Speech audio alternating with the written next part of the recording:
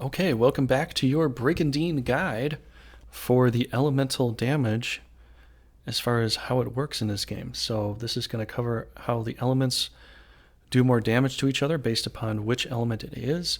So let's go ahead and do a couple test theories here and see what happens.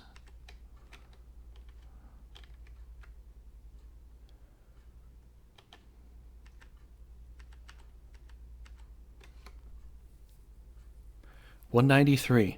Okay, that did 193, plus it had a random chance to stun. So let's check out this other file here, see what happens here.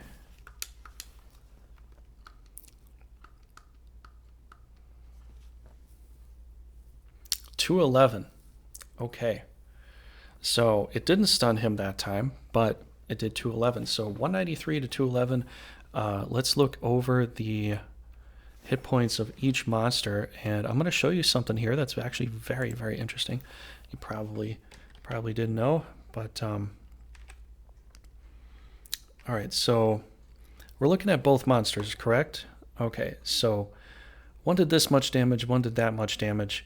The one on the bottom screen did a little more damage, but the one on the top screen didn't do as much damage. Why is that? I wonder. All right, let's look at this here, and guess what? We have a ring on it that resists red damage. So this is the thing that you're seeing here. This is the reason why we did less damage to this Mandrake.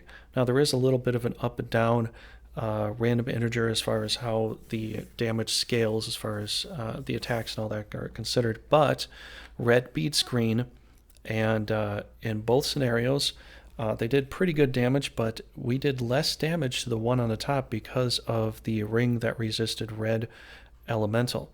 Now the difference is that the giant can actually sometimes stun, and the Mandrake can sometimes paralyze. So there is the 25% chance of stunning, which this giant has red orb, so the red beats the green and all that. But if we look at this, we'll just kind of see, just from this perspective with the red resist and all that, you can see that we have this many hit points, and on this file we have this many hit points here. So this is kind of what happened. Oh, the one on the top is kind of hard to read. All right, so let me bring that back out. Sorry, I'm working two different files here. So it is that essentially. But what we have to understand is that certain elements do more damage to other elements. But with this game, you can put on equipment that can offset that or just neutralize it altogether, like what we did right here. We took away the extra damage that the giant could have done by equipping a ring that resists red, right? So let's talk about elements and what they do as far as Brigandine Grand Edition is concerned. Yes, I'm using the old page from Brigandine, The Legend of Orsina, and I'm also using the game little illustration up here with red beats green, green beats blue, and blue beats red. So I'm also kind of using that here in the middle here. But let's talk about this for a second. So what it says in the Legend of Orsina game is that all the classes have their own elemental color. There are 6 types of colors, including the non-color type. If the unit receives an attack of a different elemental cover, the damage done will be large. Now this is if the element actually beats it. On the other hand, if the attack is of the same color, the damage will be less. There are 3 levels in each elemental color, and they are shown as colored balls on a status screen. So if we read the example, I colored over one of the colors here because for Grand Edition it makes more sense this way. The red attacks a green opposing element, the damage is plus 20%. If double red, if a monster with 2 red orbs attacks an opposing element of green, it will do plus 30% more damage. Now, if the red attacks another red element, it's going to do negative 20% damage, and if a double red attacks another red element, it's going to do minus 30% damage. So attacking the same element is going to do less damage always, but if you attack an element that has a weakness towards your element, you are going to do plus 20, plus 30, plus 40%, depending upon how many orbs you have. on your bar, on your status bar there. And if we look over some of this stuff here, if we look over, let's say we look over some of these knights and monsters here, some people have all the elemental colors, so they're not necessarily weak to any of those in particular. Some would be weak to some other opposing elements. Let's say Camden would be weak to blue and weak to white. This guy would be weak to white attacks. He would be weak to blue and white. Mandrake's is weak to red. The dragon would be weak to blue. This high center would be weak to the red element. Percival, Lizardman, would be weak to green. And this Lizardman would be weak to green also. So that's kind of what I had to say. That's kind of what I had to talk about. There's not really a whole lot else to really go over here.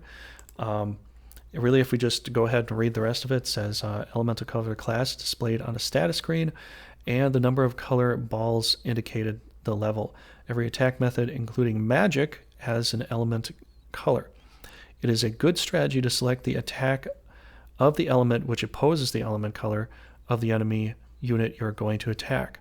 The element color is a characteristic of the class, and therefore it will change as the class of a unit changes. Certain items change the element color of the unit or class when equipped, as you just saw earlier, as we had that one ring equipped. It's a red ring that you can equip, and it gives you one red defensive orb to resist against red. So it essentially takes away your weakness to red.